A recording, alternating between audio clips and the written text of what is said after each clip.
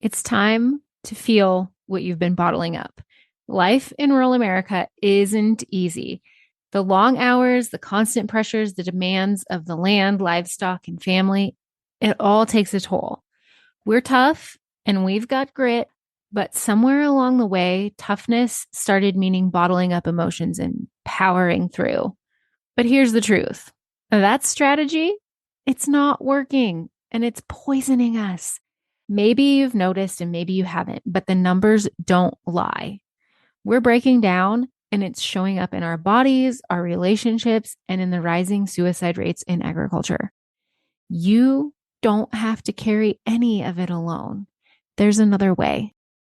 If you're ready to stop being weighed down and start moving forward, my one-on-one good movement guidance is now open.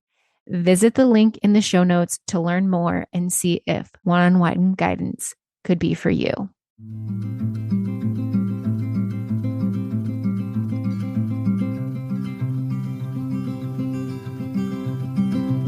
I'll carry you, you carry me, we'll help each other through it. Come on and see good movement draws good movement. Welcome to Good Movement Draws Good Movement, the podcast where farmers, ranchers, and rural folks can grow relationally through awareness, understanding, and effective communication. Hey, it's T. I'm your host, and I, along with my guests, will be covering topics related to drawing good movement. Things like self and social awareness, brain science, positive psychology, extending grace, and so much more. We'll share tools that can help you understand why you are the way you are, why others are the way they are, and how you can use that to step out of self-told lies with grace and compassion to draw good movement in conversations, relationships, and life in rural America. Let's go draw good movement. Hello, and welcome to the Good Movement Draws Good Movement podcast if you're a first-time listener. And welcome back if this isn't your first Good Movement rodeo. This episode is a little different. This episode is going to be heavy on the story and lighter on the lesson. It's a progression of how I got to where I am today. A history of the podcast, an evolution of good movement in my life, if you will. So let's go way back to the beginning. There's never not been a time in my life where my family hasn't been involved in agriculture. My grandparents worked for a small feed yard from the time it started in the 60s to their retirement in the early 90s. They didn't own the feed yard, but they did work for the family who started it and still owns it. They also, on the side, raised registered Simmental cattle in addition to their work on the feed yard.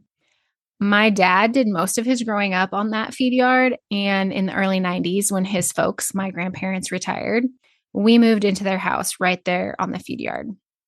I was about to be a first grader when we moved. And with the pins visible from the front door and the loadout right outside our yard, I didn't just grow up there. I was quite literally immersed in the feed yard and raising cattle. When I was big enough to help outside, I did. Every chance I got. I was cleaning tanks, helping give vaccinations, writing pins for health checks, moving cattle, and just doing pretty much anything they'd let me do. Do you have memories that stick with you, but you're not quite sure why those specific memories are so vivid in your mind until one day the pieces finally fall into place and you know exactly why those memories are filed under core in your mind? If so, me too. The following is one of those core memories for me. My uncle, a couple cousins, and my dad, and I was there too. We were all bringing a pen of cattle in for some booster vaccinations. We were all horseback, and we had taken the cattle out of their home pen and were moving them down the alley toward the barn where the chute was. The alleyway went from narrow to wide and then into the holding pens by the barn. And that day, the cattle weren't very keen on going from the wide alley through the gates and into the pens. They were trying to head back to where they came from, which I now know is natural behavior for cattle. But then I didn't know. I didn't know that then. My dad, uncle, and cousins were talking to the cattle like, whoop, whoop, hey, hey, hup, hup. in an attempt to hold them and not let anything get by us, and then to move them forward into the holding pens. I, however, was not talking to the cattle. And my dad noticed and he said, "Hey, you got to talk to them so they can see you, so they know you're back here." But it really just didn't feel right to me. To be honest, talking to them like that, it felt kind of silly. Like I felt silly doing it. And it really had always felt that way to me. It wasn't my first time helping move cattle that day. And so I'd heard them do it before. But like I said, it just always felt silly. So even though I wasn't really sure why yet, I did not subscribe to the whoop, whoop, hup, hup. I'm laughing because it still feels silly to me to this day. Fast forward a few years, and I was in college learning about stockmanship and low stress cattle handling at a producer meeting where Dr. Tom Knopfsinger was speaking. Coincidentally, my dad was at the same meeting. Actually, it wasn't a coincidence. I invited him, but I had no idea we'd both learn why it felt silly for me to talk to the cattle. I was trying to move away from me, but that's exactly what happened in this meeting. We learned that the silly feeling I got was actually my intuition and knowing without knowing that in general, cattle want to turn around and look at what's making noise, not walk away from it. So by talking to them, it yielded the opposite result of what we actually wanted. So from that meeting forward, my dad and I both learned more about stockmanship and low stress cattle handling. And throughout the rest of my college career, not only did I continue learning, but I implemented what I had learned and I observed what happened through my implementation. And then I took that with me into my career on the herd health crew of a feed yard in the panhandle of Nebraska, where I continued honing my cattle communication skills for more than 7 years. One time toward the end of that tenure at the feed yard, a good friend had asked me what I'd do if I wasn't working on the animal health crew. And I told her my dream job, other than working at the yard, would be to bridge the gap between those of us raising beef and our consumers. Truth be told, I have a really hard time with the word consumers. You can't see me, but I'm using air quotes, consumers, because we're all consumers. It's just that some of us grow the food that we consume and some of us have chosen other paths, but I digress. Social media at that time, when my friend had asked me about my dream job, was in its infancy, and I could already see a widening gap with the misinformation and misunderstandings between the growers and the consumers. And I felt a strong pull to stand in the gap and be a liaison or a mediator of sorts, like show consumers what we do and why we do it and help clear up some of those misunderstandings and some of that misinformation. And in 2013, I was given the opportunity to do just that, but in the most unlikely of ways. The feed yard I'd been working at since college sold. And at the same time, my husband, who you met in episode 3, Tom, his position at the ranch he was working for was eliminated. And so we moved to the ranch where we live and work now here in the Sandhills.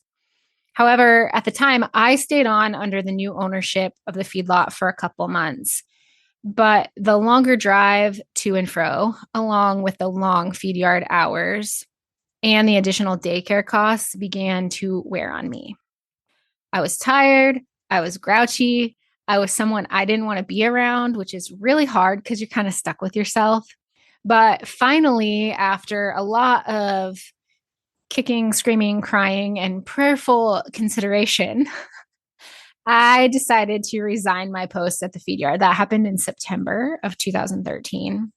So that fall, I went from being full-time at the feed yard to becoming a stay-at-home mom and ranch hand. Both things required a bit of learning on my part. You would think that feed yard to ranch wouldn't be that big of a change because it's cattle, but it is. The class of cattle is different. The feed stuff is different. The cattle housing is different. I mean, you go from smaller pens and alleyways to big pastures. There's just a lot that's different. Needless to say, it was a huge learning curve. And again, there was a lot of kicking, screaming, and crying in my decision to resign the feed yard.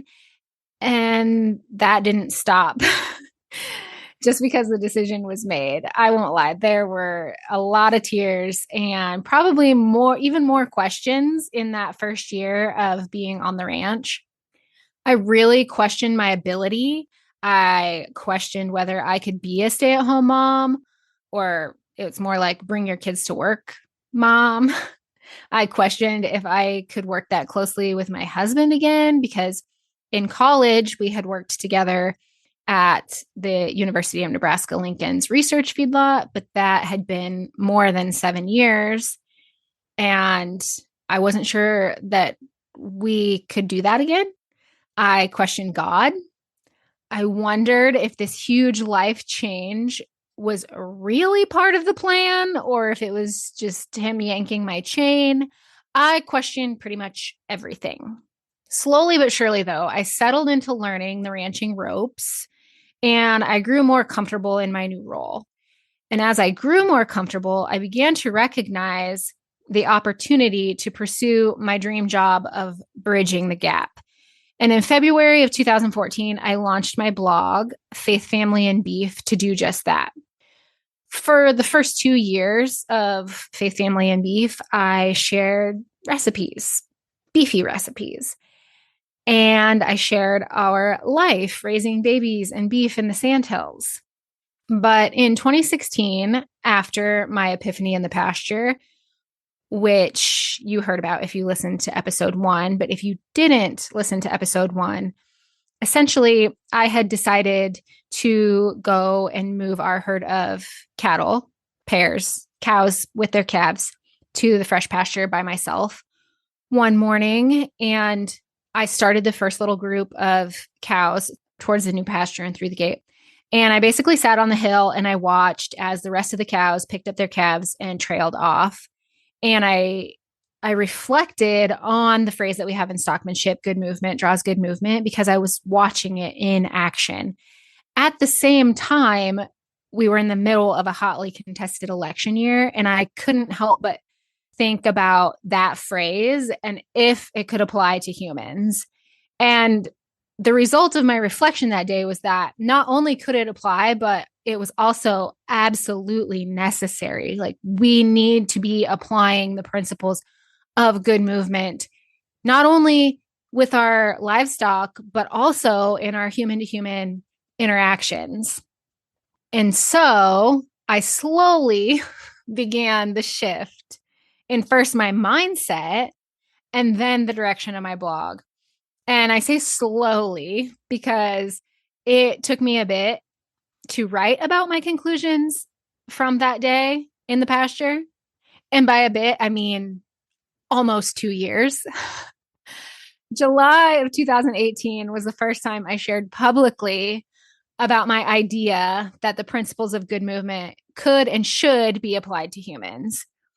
But from that first blatant mention, I began more subtly sharing good movement. I didn't just like rip the Band-Aid off and switch from sharing recipes and ranch life to solely sharing about good movement. No. Looking back through the archives, however, there have been undertones of good movement throughout my writings of the past 5 years, subtle undertones, because I was resistant to going all in with sharing my ideas around good movement. And I was resistant for longer than I really care to admit. Another sign that I should go all in with this idea of good movement and sharing it came in the fall of 2018 while I was at a small business conference with my bestie.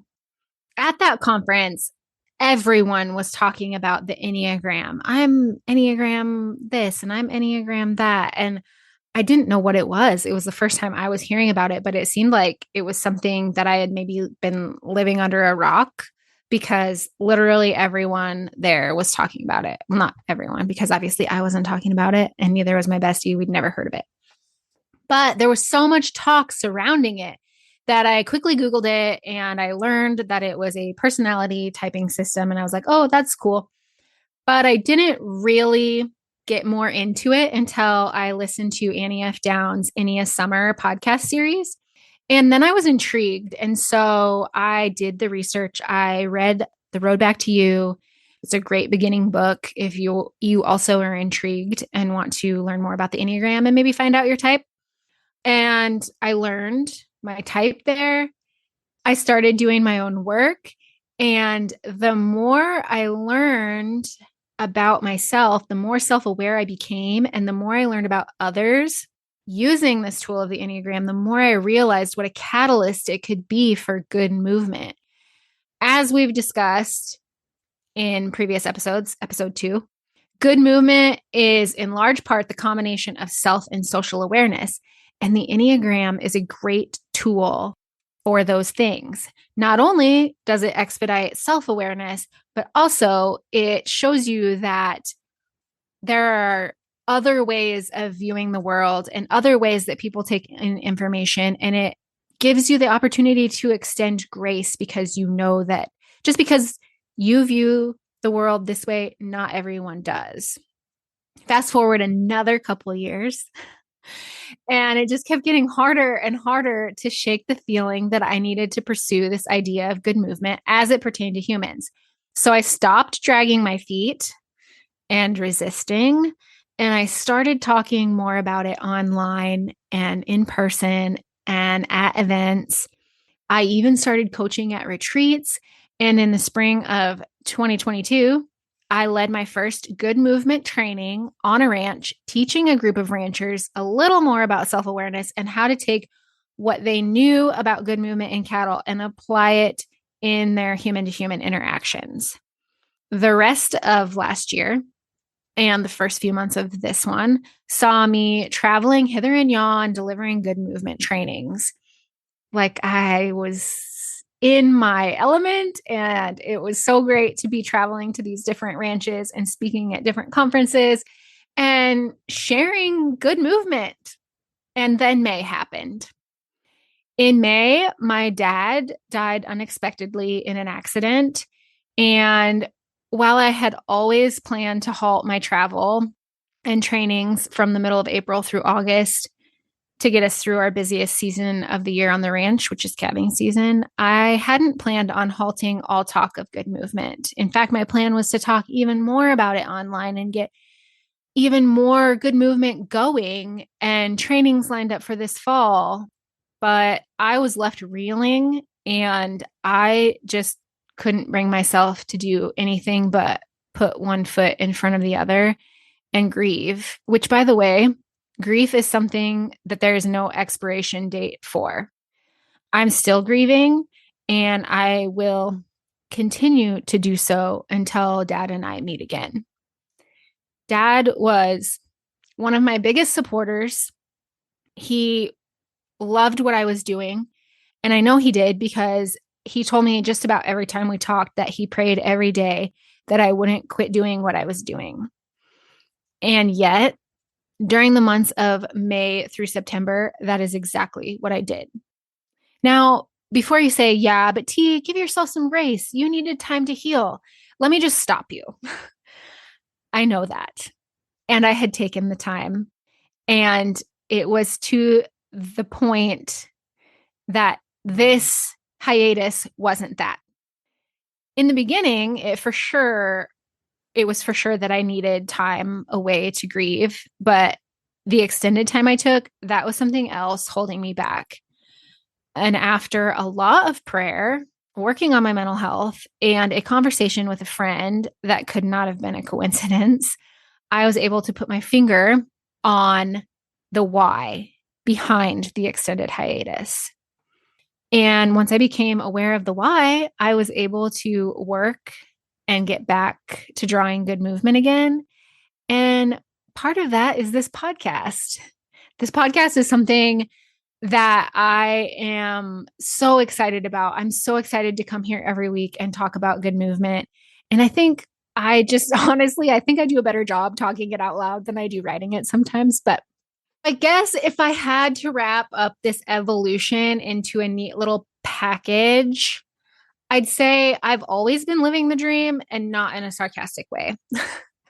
I was living my feed yard dreams from about first grade to the time I was almost 30. Then the dream of standing in the gap as a liaison between growers and consumers. And now I'm living a new dream. In the ways that world renowned stockman Bud Williams helped humans understand and communicate with their animals, my dream is to help humans understand and communicate with their fellow humans. And if you don't know who Bud Williams is, I highly recommend Googling him, checking out his website, stockmanship.com, that his wife Eunice still keeps up. He is a great wealth of knowledge surrounding stockmanship, and his methods of stockmanship can be directly applied to our human to human interactions. My dream, though, is ultimately to draw good movement and help others do the same. I'm not going to lie, though, now that I've taken a look back at how I got here, I mean, I started essentially like a mom blog, and it's turned into something that I feel so much purpose in. Not that there wasn't purpose in the mom blog, but it's a different purpose now. And I really am passionate about drawing good movement, but it's just kind of neat to see how all the pieces of the puzzle have come together. And it's exciting to see what new pieces could be ahead. Is this something that you've done? Have you taken a look back? If not, I just decided that's my challenge to you. Take a look back, see how far you've come and what got you to where you are now, because it's really cool. And I would bet there's a fair bit of good movement in that story. So that's all for today. Tune in next week. And until then, draw good movement. Thanks so much for tuning in. I'm so grateful for you. If you found value in this episode, I'd love for you to share with others who might also benefit from tuning in. Share by word of mouth, send it in a text, take a screenshot and post it on social media, or share however you prefer. And if you haven't already, hit the follow or subscribe button so you never miss an episode. Until next time, draw good movement.